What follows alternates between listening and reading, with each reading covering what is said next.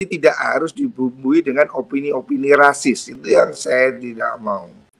Saya mempunyai banyak kolega di seluruh dunia. Saya kebetulan mengikuti beberapa forum internasional. Itu beberapa kali saya tanya kepada orang-orang teman kita, kolega saya misalnya dari Mesir, dari Maroko, dari Bahrain, dari Irak. Nggak ada orang yang ribet nasab Bani Alawi ini, nggak ada gitu. Dan itu juga termasuk yang saya kritik. Kenapa dia pakai situsnya RMI Banten, NU Banten. Saya ketua PBNU bidang keagamaan yang membawai 6 lembaga, salah satunya RMI. Saya sudah menegur ketua RMI pusat agar jangan pakai situs RMI untuk berpolemik. Saya tidak mau NU ini dibawa-bawa ke konflik yang tidak produktif. Saya melihat banyak sebetulnya habaib yang jadi jenderal, jadi polisi, jadi tentara, jadi pengusaha yang bekerja baik-baik, calon mencaci maki orang, itu yang saya nggak mau. Kan saya ingin mengatakan hentikan caci makinya. Saya tidak menolak orang berpikir, itu hak semua orang. Dulu keluarga saya punya silsilah ke Sunan Giri, itu melalui Azmat Khan Ba'alawi, itu kami terima turun-temurun. Hari ini ada orang baru ngaku Wali Songo keturunan Musa Al-Kadhimi, Al-Bukhari, Al-Musawi, itu aneh. Saya sudah bertanya langsung pada tokoh-tokoh internasional, ulama-ulama di berbagai belahan dunia. Itu yang kemarin saya ketemu di Bahrain, itu salah satu muftinya juga bangsa Jamilul Lail, dari Bani Alawi juga. Saya ini cucu Sunan Giri. Dari siapa? Dari ayah saya, kakek saya. Kami punya catatan. Anda percaya boleh, Anda tidak percaya boleh. Saya sudah cek ke Turki. Saya sudah telepon Syed Fadil misalnya. Syed Fadil, bagaimana tentang nasab ini? Syed Fadil mengatakan, oh itu nasab itu benar. Ada catatan kami di Turki. Saya tanya Profesor Abdurrahim di Maroko, apakah Anda dengar bahwa nasab ini dipersentakan? Siapa? Saya bilang di Indonesia, ada bilang, tidak, kami mengakui itu nasab Bani Alawi. Saya sudah bertanya banyak orang di dunia ini. 1000 tahun, tidak ada satu judul pun kitab yang menyatakan kesalahan nasab Bani Alawi. Tetapi saya bisa sebutkan 5. Kalau sudah berlandas, berdasar dengan rasa tidak suka, sesuatu yang benar pun tidak akan diterima oleh akal orang yang tidak suka.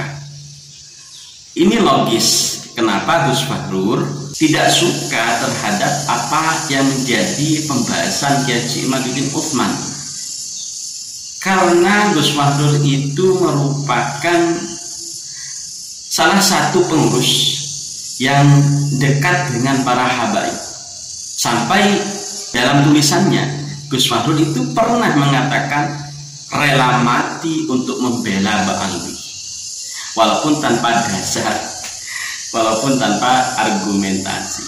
Dan sampai saat ini kita menanti apakah yang disampaikan oleh Gus Fahrur ini nyata, apakah yang disampaikan oleh Gus Fahrur rahasia besar PBNU yang dibocorkan ini nyata, bahwa PBNU akan mengeluarkan, akan memberhentikan Kiai Haji Imaduddin Utsman dari kepengurusan Nahdlatul Ulama. Kita tunggu apakah memang benar. Kalau misalnya ini benar, bagi Kiai Haji Imaduddin Utsman tidak masalah, tidak ada efeknya sama sekali atas kajian Kiai Haji Imaduddin Utsman ketika Kiai Haji Imaduddin Utsman ini diberhentikan dari kepengurusan Nahdlatul Ulama. Tidak ada efeknya. Kiai Haji Imaduddin Utsman tetap akan mengkaji nasab habaib Alwi yang terputus ini. Dan para pendukung-pendukung dari Kiai Haji Imaduddin Utsman, karena ini adalah hal ilmiah, maka tetap akan mendukung Kiai Haji Imaduddin Utsman. Gus Fahrur niatnya ingin memberhentikan kajian ilmiah ini, pembahasan ini, namun terbalik. Banyak para sahabat, para kiai yang malah mendukung tesis atau kajian ilmiah Haji Imaduddin Utsman, yaitu karena olah dari Gus Fahrur sendiri di saat debat dengan Haji Imaduddin Utsman yang terlalu merendahkan Haji Imaduddin Utsman, yang menganggap remeh apa yang disampaikan Haji Imaduddin Utsman. Niat menghentikan polemik nasab, kajian nasab, malah kajian nasab ini tambah membludak. Para doktor, para profesor ini membahas kajian ilmiah terputusnya nasab Habaib Ba'alwi kepada Rasulullah. Sekali lagi kita tunggu apakah statement yang dikeluarkan oleh Gus Fahrur rahasia PBNU atas musyawarah gabungan yang katanya Gus Fahrur ini gabungan yang akan memberhentikan Haji Imaduddin Utsman karena pembahasan polemik nasab Ba'alwi, apakah ini akan terjadi?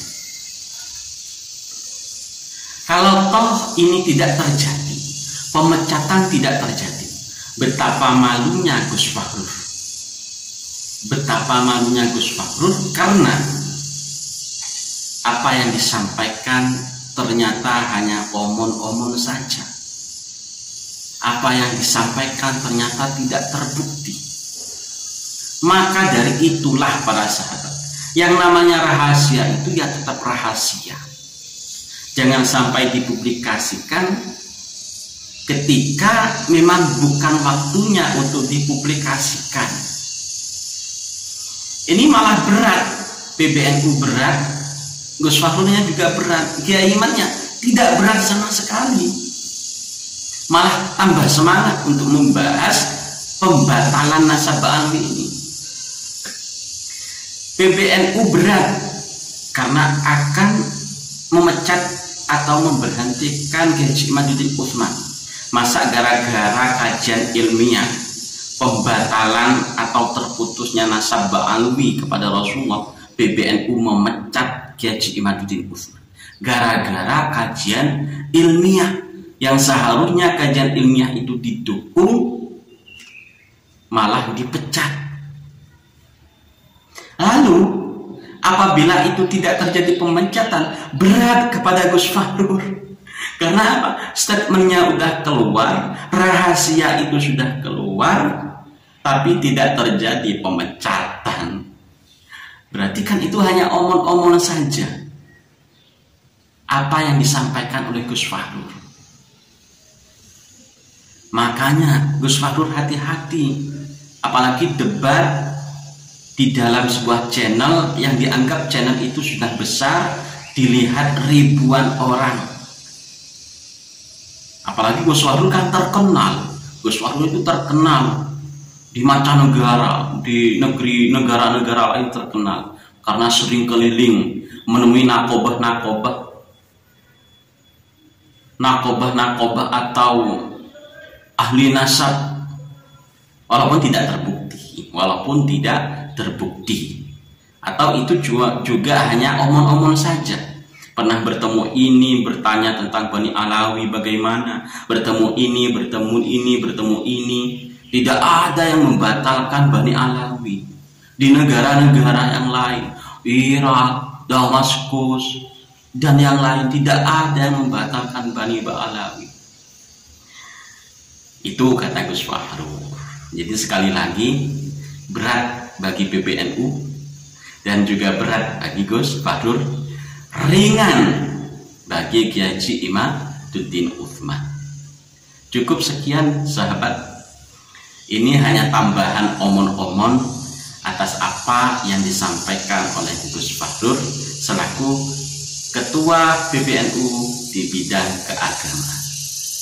Assalamualaikum warahmatullahi wabarakatuh.